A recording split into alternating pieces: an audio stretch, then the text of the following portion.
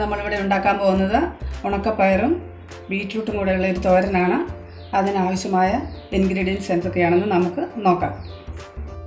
Beetroot തൊലി കളഞ്ഞ് വരണം. ഉണക്കപ്പയർ 250 ഗ്രാം കുതിർത്ത് എടുത്തു വെച്ചിട്ടുണ്ട്. തേങ്ങ അരമുറി ചെറിയത് എടുത്തു വെച്ചിട്ടുണ്ട്. സവോള 2 എണ്ണം അരിഞ്ഞത്, പച്ചമുളക് 4 എണ്ണം അരിഞ്ഞത്, വെളുത്തുള്ളി 1 ചുള തൊണ്ട് കളഞ്ഞ് അരിഞ്ഞത്, മുളക് പൊടി 1 ടീസ്പൂൺ, മഞ്ഞൾപ്പൊടി 1/2 ടീസ്പൂൺ, കുരുമുളക് പൊടി 1 ടീസ്പൂൺ, ഉപ്പ് പാകത്തിന്, വെളിച്ചെണ്ണ, കടുക്. ഇവിടെ എടുത്ത് വെച്ചിരിക്കുന്ന പയർ കുക്കറിനകത്തിട്ട് വേവിച്ചെടുക്കണം. പയർ വേകാനുള്ള വെള്ളം ഒഴിച്ചു കൊടുക്കാം.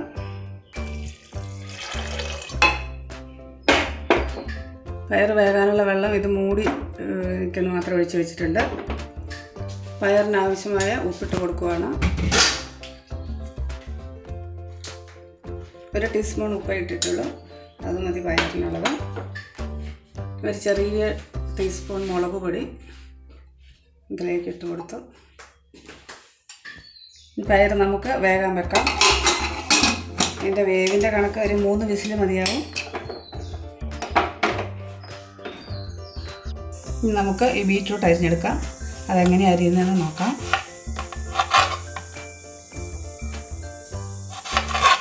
ബീറ്റ്റൂട്ട് ഇങ്ങനെ ചെറിയ പീസുകളായിട്ട്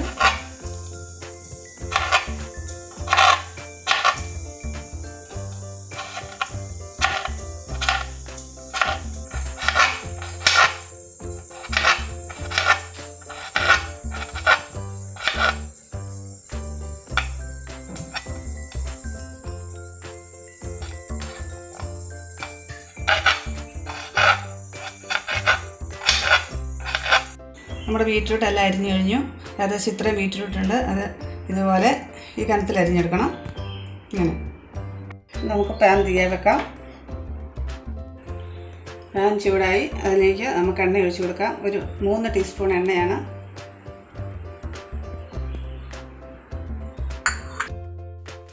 നമ്മുടെ എണ്ണ നല്ലപോലെ ചൂടായിട്ടുണ്ട്. അതിലേക്ക് നമുക്ക് കടുക് ഇട്ട് കൊടുക്കാം.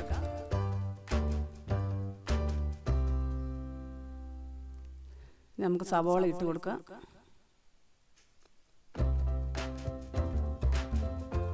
അതിലേക്ക് നമ്മൾ അരിഞ്ഞു വെച്ചിരിക്കുന്ന ബീറ്റ്റൂട്ട് ഇട്ട് കൊടുക്കാം. നല്ലപോലെ മിക്സ് ആവുക. അതൊന്ന് വാടിക്കഴിയുമ്പോൾ വാടുന്നിടം വരെ നമുക്കിങ്ങനെ ഇളക്കി കൊടുത്ത് നല്ല ചൂടാകട്ടെ. നമുക്ക് വെളുത്തുള്ളി ഇട്ട് കൊടുക്കാം. അതിലേക്ക് പച്ചമുളകും കൂടെ ഇട്ട് കൊടുക്കാം. എല്ലാം കൂടെ നമുക്ക് നന്നായിട്ട് മിക്സ് ചെയ്യാം.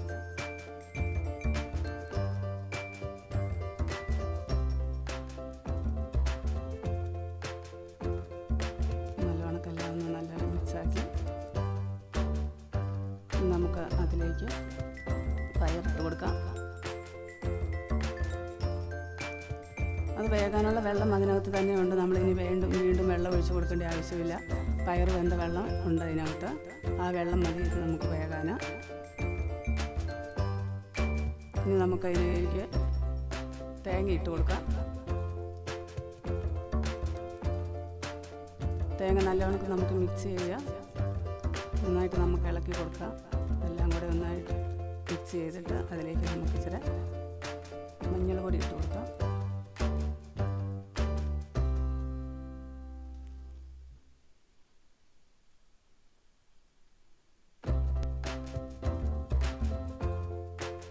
നമുക്കതിനാവശ്യമായ ഉപ്പിട്ട് കൊടുക്കാം.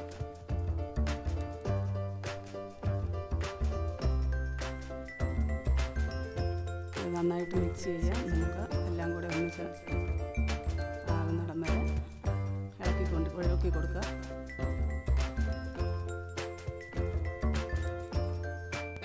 ഇതിപ്പോൾ 10 മിനിറ്റായി. ഇത് നമുക്ക് മൂട് തുറന്ന് നോക്കാം. ഇത് വെന്തോന്ന്.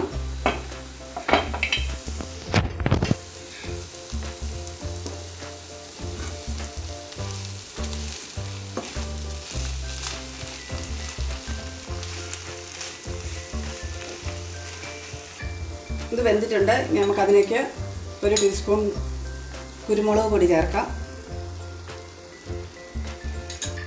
ഒരു 3 തണ്ട് കരിയാപ്പില എടുത്ത് വെച്ചിട്ടുണ്ട്, അതും കൂടി ഇതിലേക്ക് ഇടാം. നന്നായിട്ട് ഇളക്കി കൊടുക്കാം.